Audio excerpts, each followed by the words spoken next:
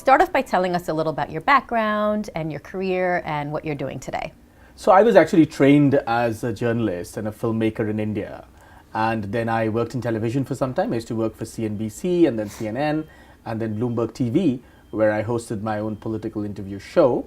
And then I did the reverse switch. I mean, usually people go from print to television. I moved from television to print. I joined Fortune, where I've been for the last 5 years.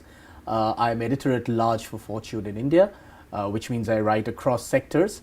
And I have written now 5 books. Incidentally, the first 2 books I wrote were about textile heritage and luxury and fashion and the history of fashion for India, which finally became textbooks that are taught in Indian colleges, like NIFT, which is India's biggest fashion college. So they've all got incorporated and where I've lectured.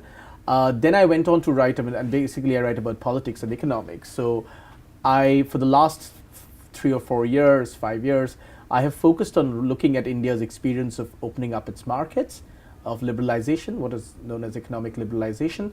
And I wrote a book which looked at a personal history of the liberalization process for about 2 decades.